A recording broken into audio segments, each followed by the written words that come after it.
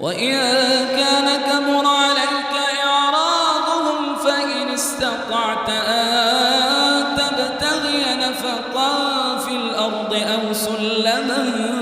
في السماء فتأتيهم بآية ولو شاء الله لجمعهم على الهدى فلا تكونوا